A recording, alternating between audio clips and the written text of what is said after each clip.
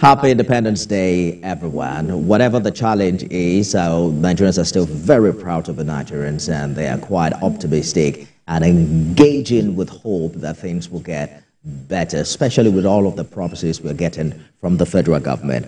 As Nigeria marks its 64th independence anniversary, economists say that government must ensure Nigerians have access to the basic needs of life. This call is coming against the backdrop of the current economic challenges. Correspondent Abimbola Agbebi has details of this report. Nigeria, the most populous black nation blessed with vast natural resources, has continued to battle poverty amidst its abundance. Many say access to basic needs of life is fast becoming a dream than a reality, as the country continues to have more people who are perpetually in a state of need, relying on others for survival. Now, research shows that the struggles of the poor include limited access to basic necessities like food, housing, healthcare, education, and employment opportunities. The poverty is so terrible. We need to really pray hard that things must change. People are dying daily. The thing is getting worse. As the country marks its 64th independence anniversary, Nigerians say they're again reminded of a country known for its abundant resources, but still lives in abject poverty. If we can have people use what is meant for the public, and take what is meant for them, we'll have our country growing. Why we are not growing economically is because people are taking what we are supposed to use in developing our economy. They're taking them away. There's a lot of hunger in the land presently. A hike on the fuel prices is a catalyst to many problems in Nigeria today because transport, house rent, and everything has went up. We have more than enough, but we are living in poverty. We are suffering. Everybody is crying, both the rich and the poor. Nigeria 64. For me, I don't think we need to celebrate it because every Nigerians are not happy. America now, will be one sherry on the live. So kilo ṣe ti tawa Nigeria. Ẹjọ́ káwọn ìjọba wa kàn bá wa sọ ìlú yìí kàn bá wa sọ dẹrọ.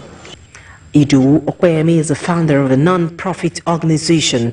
She has in past years fed thousands of children living in low-income communities in different parts of the country. Her experience with persons living in marginalized areas gave her a clearer picture of what it means to live in a country that boasts of plenty but has a large population of its citizens struggling to survive. When you see a child that is malnourished, you would know. Seeing them like that, some of them come to the event ground without slippers. Some of them come with torn clothes. You would even see their parents trying to also get things for themselves because there's really nothing at home. Things like that. When we go to schools and then you see children with no slippers, no shoe, socks is luxury now. They have no books.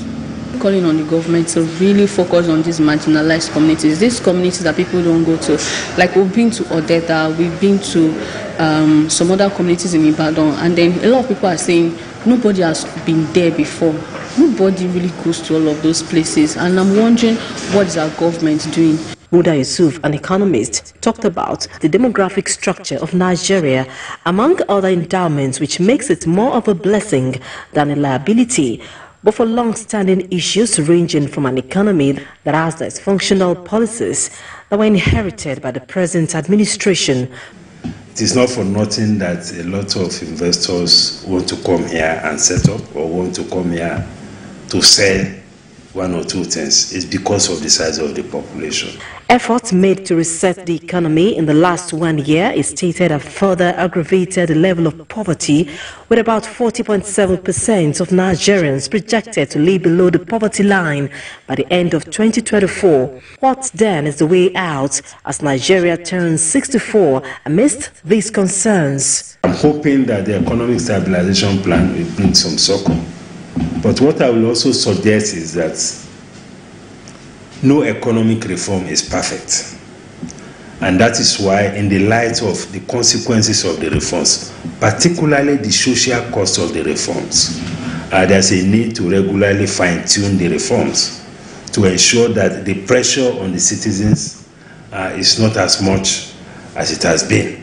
While some Nigerians have remained optimistic about the future of the country in spite of its many woes, while others have completely given up hope. I think it's the issue of leadership. The resources are there. People are willing to farm. Come and see what is happening now in many states. The farmers are being threatened. If the government can help the farmers, things will change, I believe. For Nigeria to come out of the current economic quagmire, experts believe that policies must be reviewed so that the impact of the ongoing reforms on the vulnerable can be minimized. Abimbola Agbibi, TVC News, Lagos.